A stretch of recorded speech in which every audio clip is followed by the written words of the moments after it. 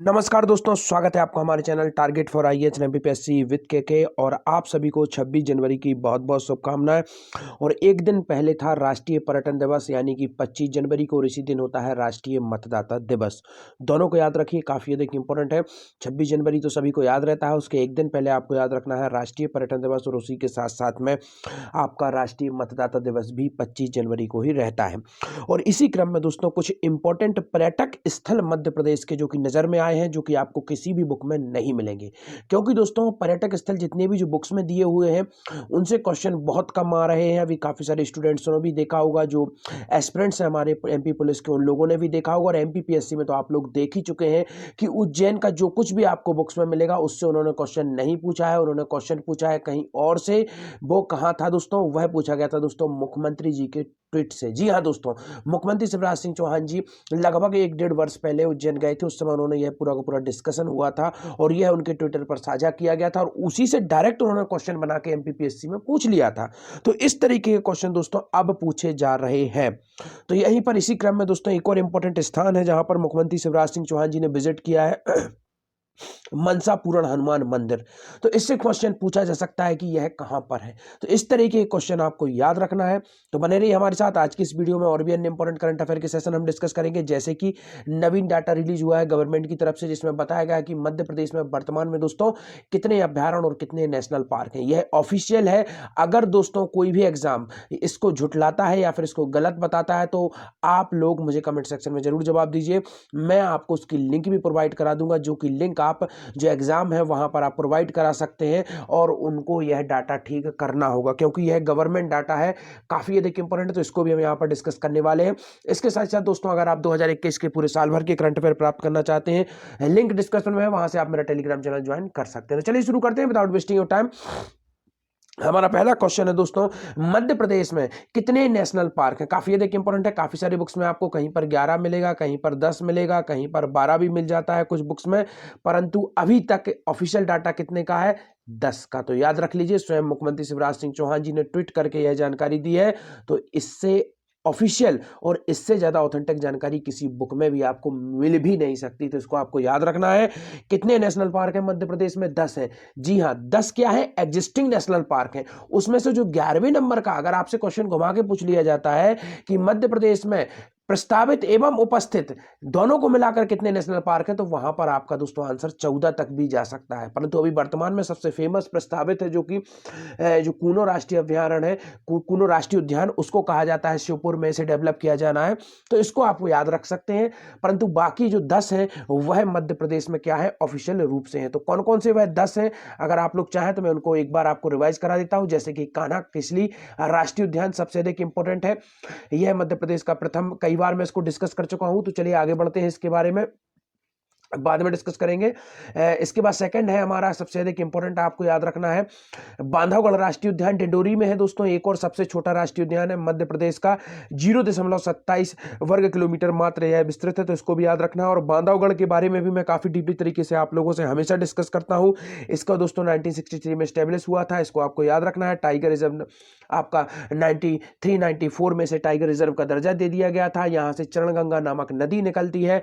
पर्यटक स्थल है यहाँ का कबीर चौराहा। इसके साथ ही साथ दोस्तों आपको यह भी याद रखना है, यहाँ की एक सीता नामक शेरनी थी, जिसको दोस्तों नेशनल ज्योग्राफी चैनल पर प्रकाशित किया गया था, मैगजीन पर प्रकाशित किया गया था। और दोस्तों बांधवगढ़ की तुलना किससे की जाती है?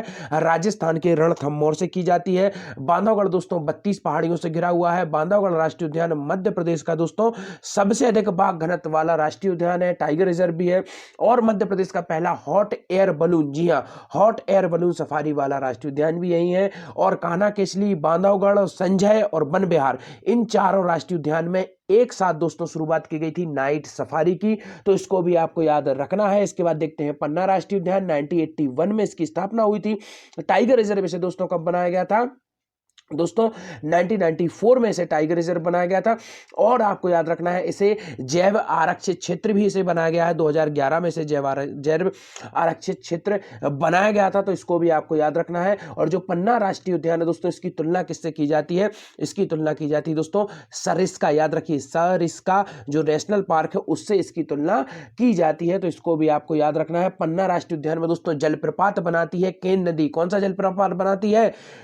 पांडव जलप्रपात। कौन सा जलप्रपात दोस्तों? पांडव जलप्रपात बनाती है यहाँ पर केन नदी। इसके बाद आता है आपका पेंच राष्ट्रीय उद्यान, काफी अधिक इंपोर्टेंट है। यहाँ से NH 44 गुजरता है जो कि साइलेंट है, भारत का एकमात्र ऐसा हाईवे है जो कि साइलेंट हाईवे है। यहाँ पर सीट्स लगाई गई है काफी बड़ी बड़ी जो कि स्टील की, जिससे कि जो वॉइस है वह डिस्टर्ब ना कर सके जो भी एनिमल्स हैं उनको। इसके बाद देखते हैं माधव राष्ट्रीय उद्यान। माधव राष्ट्रीय उद्यान दोस्तों 1958 में से स्टैब्लिश किया गया था।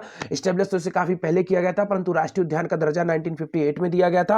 और इसके साथ साथ आपको याद रखना है दोस्तों, यह जो सिंधिया परिवार है, जो सिंधिया वंश है, इसका क्या था दोस्तों? शिकार गाह था। और माधव और सिंधिया जो फर्स्ट थे उनके द्वारा इसे डेवलप किया गया था, तो इसको भी याद रखना है। शिवपुरी में दोस्तों, शिवपुरी सिंधिया वंश की क्या है? ग्रीष्मकालीन राजधानी भी थी।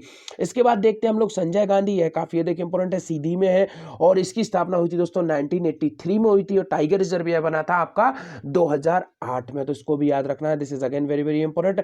सतपुड़ा राष्ट्रीय उद्यान 1981 में दोस्तों इसका स्टेब्लिश हुआ था, सतपुड़ा राष्ट्रीय उद्यान का। और यह दोस्तों टाइगर रिजर्व कब बना था? 1999 में। कब बना था?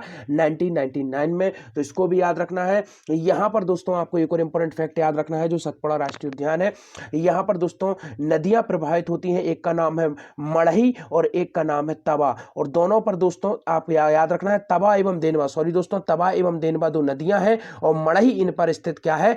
पर्यटक स्थल है, तो इसको भी आपको याद रखना है। यहाँ की सबसे ऊंची चोटी कौन सी है? बामनी की दरार यहाँ की सबसे ऊंची चोटी है दोस्तों, तो इसको भी, सॉरी दोस्तों, बामनी की दरार सबसे ऊंची चोटी कहाँ की है? कान्हा केसली की। कान्हा केसली की सबसे ऊंची चोटी कौन सी है दोस्तों? बामनी की दरार। और सतपुड़ा की सबसे ऊंची चोटी कौन सी है? धूपगढ़, जो कि हमारे पचमढ़ी में है, तो इसको आपको याद रखना है। इसके बाद आप देखेंगे दोस्तों ओमकारेश्वर राष्ट्रीय उद्यान, जो कि खंडवा में है, प्रस्तावित है। और वन विहार सभी को मालूम है भोपाल में है। यह होगा हमारे पूरे नेशनल पार्क। चलिए आगे बढ़ते हैं, देखते हैं मध्य प्रदेश में वर्तमान में कितने अभ्यारण्य है। आपको ऑप्शन नंबर 1 है 25 अभ्यारण्य, 10 अभ्यारण्य या फिर 11 अभ्यारण्य। इसका राइट आंसर क्या है दोस्तों? इसका राइट आंसर है 25 अभ्यारण्य। यह भी जानकारी दी है माननीय मुख्यमंत्री शिवराज सिंह चौहान जी ने। मध्य प्रदेश का प्रथम और सबसे बड़ा दोस्तों क्या था? नौरायदेही था। 1975 में इसे स्टेब्लिश किया गया था। मध्य प्रदेश का सबसे छोटा अभ्यारण्य कौन सा है? राला मंडल है, तो इसको भी याद रखना है। सरदारपुर है दोस्तों एक और, वह कहां पर है? धार में है। सरदारपुर जो अभ्यारण्य है वह कहां पर है? धार है। और सैलाना कहां पर है दोस्तों? रतलाम में है। और घाटी गांव कहां पर है? ग्वालियर में है। करेरा दोस्तों शिवपुरी में है। चंबल मंदसौर में है, चंबल अभ्यारण्य। और सोन घड़ियाल अभ्यारण्य कहां पर है? आपका शहडोल में है। इसके बाद में आप जाएंगे दोस्तों नरसिंहगढ़, याद रखिए नरसिंहगढ़ अभ्यारण्य कहां पर है दोस्तों? यह है आपका काफी अधिक इंपॉर्टेंट है, राजगढ़ में है। इसके बाद खिवनी, यहां पर लिख देता हूं दोस्तों, खिवनी, याद रखिए खिवनी अभ्यारण्य कहां पर है दोस्तों? देवास। खिवनी अभ्यारण्य देवास। और गौ अभ्यारण्य सलरिया में है, आगर मालवा सलरिया, तो इसको आपको याद रखना है। गांधी सागर मंदसौर में है। और कालीभीत काफी अधिक इंपॉर्टेंट अभ्यारण्य दोस्तों, कालीभीत इस तरीके से लिखा जाता है, कालीभीत बैतूल में है, याद रखिए कालीभीत बैतूल में है। और दुर्गावती काफी अधिक इंपॉर्टेंट है, कहां पर है? दासे दुर्गावती, दासे दमोह, याद रख लिए दासे दुर्गावती, दासे दमोह। सिंघौरी, याद रखिए यह काफी अधिक इंपॉर्टेंट है, रायसेन में है। पचमढ़ी, पचमढ़ी सभी को मालूम है, होशंगाबाद पचमढ़ी में ही है। और यहां पर एक और अभ्यारण्य जिसका नाम है बोरी, याद रखिए बोरी। और यहीं पर दोस्तों 1862 में प्रथम जो अंग्रेजों द्वारा अभ्यारण्य जो अधिनियम लाया गया था उसे इंप्लीमेंट किया गया था मध्य प्रदेश में, तो इसको बोरी को काफी अधिक इंपॉर्टेंट याद रखना है। हिस्टोरिकल है और पचमढ़ी में है। फैन मिनीकोट मंडला में है दोस्तों, फैन मिनीकोट मंडला में है। पनपठा दोस्तों शहडोल में है। और ओरछा सभी को मालूम है ओरछा में ही है। और संजय डुबरी आपका सीधी में है। और गंगोह दोस्तों कहां पर है? यह दोस्तों आपका पन्ना में है, तो इसको भी याद रखना है। और राता पानी सभी को मालूम है दोस्तों, प्रथम तितली पार्क यहीं पर है, यह कहां पर है? रायसेन में है। और बगदरा सीधी में है, तो इन सबको आपको याद रखना है। कुछ अन्य ऐसे हैं जो कि अचानक मार है, पन्ना जैव आरक्षित क्षेत्र है और पचमढ़ी जैव आरक्षित क्षेत्र है, यह सभी क्या है? मध्य प्रदेश के जैव आरक्षित क्षेत्र है। अब मध्य प्रदेश के प्रस्तावित अभ्यारण्य कौन से हैं? एक है दोस्तों मयूर, जिसको आपको याद रखना है। कहां पर है दोस्तों मयूर? मयूर है आपका झाबुआ में। और कट्टीवाड़ा है अलीराजपुर में। इसके बाद आपका है मानधाता खंडवा में है। सुरमेनिया कहां पर है दोस्तों? यह आपको झाबुआ में है। और बसामन मामा आपका दोस्तों आपका रीवा में है। तो यह हो गए मध्य प्रदेश के प्रस्तावित अभ्यारण्य। चलिए आगे बढ़ते हैं, देखते हैं मध्य प्रदेश में 10 नेशनल पार्क है और 25 अभ्यारण्य, तो इनको आपको याद रखना है। मनसा पूर्ण हनुमान मंदिर मध्य प्रदेश के किस शहर में है? आपको ऑप्शन नंबर 1 उज्जैन, टीकमगढ़, छतरपुर या फिर ग्वालियर। इसका राइट आंसर क्या है? उज्जैन नहीं, ग्वालियर, याद रखिए काफी अधिक इंपॉर्टेंट है। आगे बढ़ते हैं, देखते हैं मुख्यमंत्री श्री ने ग्वालियर में मनसापूर्ण हनुमान में दर्शन किए, तो यह काफी अधिक इंपॉर्टेंट था, इसलिए मैंने आप लोगों को बताया। अब देखते हैं नेक्स्ट क्वेश्चन, मध्य प्रदेश के किस शहर में बनेगा संत रविदास कॉम्प्लेक्स? आपका ऑप्शन नंबर 1 है भोपाल, इंदौर, जबलपुर या फिर उज्जैन। तो इसका राइट आंसर क्या है दोस्तों? भोपाल में बनेगा आपका संत रविदास कॉम्प्लेक्स, तो काफी अधिक इंपॉर्टेंट हो जाता है। 1,90,00,000 की लागत से दोस्तों इसे निर्मित किया जाएगा। भोपाल के प्रभारी मंत्री कौन है? भूपेंद्र सिंह है, तो इसको आपको याद रखना है। स्वस्थ अधिकार पर वेबिनार कार्यक्रम में दोस्तों कितने हजार प्रतिभागियों की हुई भागीदारी दोस्तों? तो इसका राइट आंसर है दोस्तों 1,000 प्रतिभागियों की दोस्तों इसके अंतर्गत क्या हुई थी? भागीदारी हुई थी, पार्टिसिपेट किया गया था, ऑनलाइन यह पूरा का पूरा कार्यक्रम था। देखते हैं स्वस्थ अधिकार पर वेबिनार कार्यक्रम में 1,000 प्रतिभागियों की भागीदारी हुई। पर्यावरण नियोजन एवं समन्वय संगठन, जिसका शॉर्ट फॉर्म क्या है? एपिको। नाम से ही आप समझ सकते हैं दोस्तों यह पर्यावरण नियोजन का कार्य करता है, साथ ही साथ में आपका समन्वय संगठन भी है ये। और यह इसका हाफ फॉर्म क्या है दोस्तों? एपिको। फुल फॉर्म मैंने आपको यहां पर बता दिया, इसको नोट कर लीजिएगा, काफी अधिक इंपॉर्टेंट है। द्वारा राष्ट्रीय हरित कोर योजना में वेबिनार के माध्यम से राष्ट्रीय बालिका दिवस मनाया गया। कार्यक्रम का उद्देश्य भारतीय समाज में बालिकाओं के प्रति भेदभाव, उनके अधिकारों को जागरूकता लाना था। कार्यक्रम ऑनलाइन कुछ भी आयोजन किया गया था, तो यह काफी अधिक इंपॉर्टेंट है। देखते हैं आज के आपके क्वेश्चन। सुकन्या समृद्धि योजना में मध्य प्रदेश का देश में कौन सा नंबर रहा दोस्तों? 23 लाख रजिस्टर्ड किए गए थे इसमें, याद रखिए, this is very very important. Highest है, नंबर 1 है, तो यह आंसर आप दे देंगे।